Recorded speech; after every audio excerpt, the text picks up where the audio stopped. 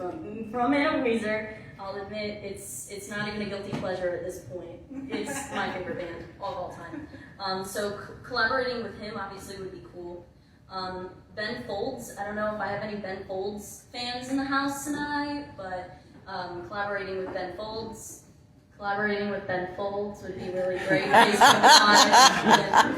Also, Fiona Apple, Nora Jones, people like that, Adele.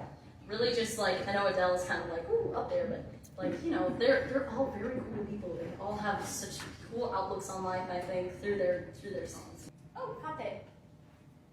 How do you envision yourself in 10 years? Oh, About your music, passion, and everything.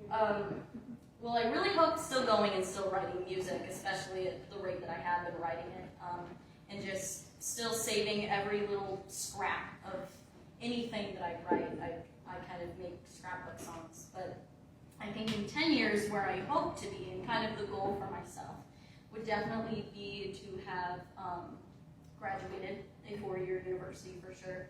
I would love to still go there for music education, still get, you know, all of those credentials with my music degree and actually learn the theory behind music. And then I would really love to be making performing a primary part of my life, for sure. Teaching, most definitely. I can see myself being a teacher in 10 years. Woo, future teachers. But definitely a future teacher and a performer. So, Isabella. Have you wrote a song about Cookie?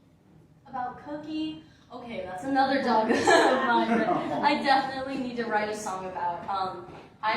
So funny thing is, I had written a song about Cookie before I even wrote a song about Bronco. She was an Austrian Shepherd that belonged to my grandma. And, but it was like a little ditty, and I made a little music video for her. I was really weird. I was in like 8th grade.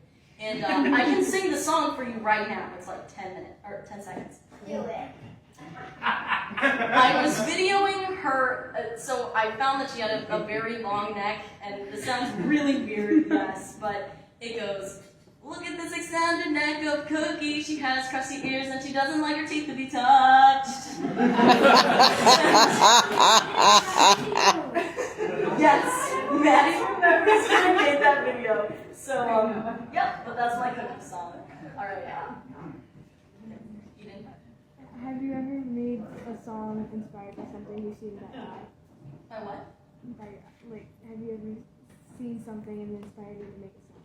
Oh, yes. So she asked me, have I ever seen something and inspired me to make a song? So most definitely, actually. Just pulling inspiration from pretty much anything, I will warn you. I people watch. So if you're around me and you say something cool and I go, you're probably going to end up in a song. So yes, I've definitely, for example, being at Dollar General, seeing the people that, you know, just come in, all those interesting personalities, and just, life is so cool. Like, people are just so cool, and so, definitely, yeah. Jade? Who is, like, your biggest influence? Oh, man, so, I've got to say, my mom is actually one of my biggest influences. There was always music in the house, playing constantly. Whether it was gospel, Boys to Men, like, you know, there was music, Lionel Richie, oldies, yeah, 60s music, the Beatles, Lionel Richie, Whitney Houston. She had it all playing in the house. Ragtime, playing constantly. And so I believe that she has been definitely a huge part of the reason why I love music and why just growing up around it. And of course, my dad, he played guitar. He always had instruments in the house. He always made sure that there was an instrument in the house at all times. So definitely. Emmett. Yeah, I was just wondering if you had kind of like a specific routine or strategy for writing songs. Like, what does that kind of look like, your process? So my process, that's funny. So it usually goes.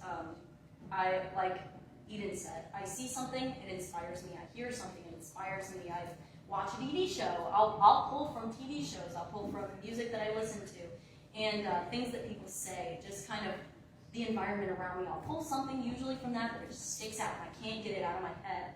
and I'll start to, I'll either sit down at the keyboard or I'll sit down at my guitar and I'll just go like, okay, I don't know, like paper clips, you know, and so it's just kind of one of those things where if something sticks out to me, I'll end up incorporating it into a song. And then as far as the in-depth part of like actually writing music, that is usually done, I'll admit I don't have a huge theory background, so that's usually done by whatever sounds good.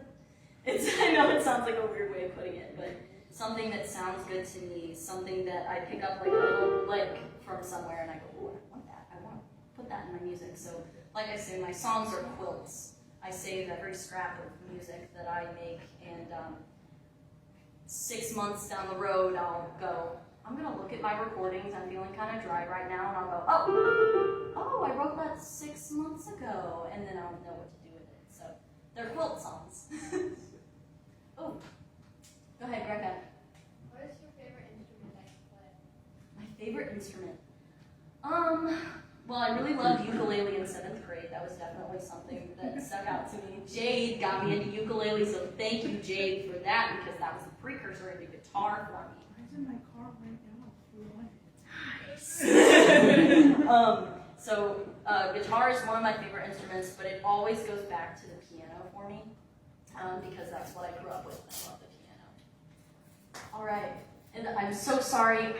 You can do one time, it's okay. Okay. Jasmine. Jasmine. What's your biggest piece of advice for people who are learning to write music? Oh my gosh, I cannot. She said, "What is your biggest piece of advice for people that are thinking of writing music, like songwriting?"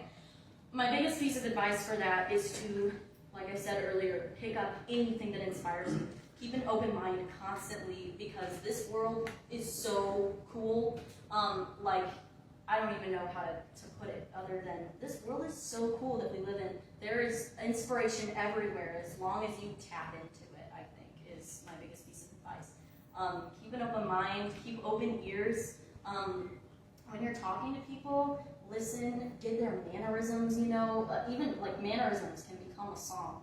And so I'm not saying be creepy and like look in people's windows, but I am saying most definitely keep an open mind and pull from every source. View everything as inspiration. Just constantly pull and pull from yourself too. Take care of yourself. That's another big thing. I find that when I'm not taking care of myself, I'm not writing. When I'm not drinking water, getting enough sleep, when I'm not taking care of myself mentally, I'm not writing. And it's so sad, because that's like my favorite thing to do. So if you ever catch yourself in a point where you're feeling like you're not writing because you're not getting enough sleep, getting enough water, taking care of yourself, then definitely, start taking care of yourself.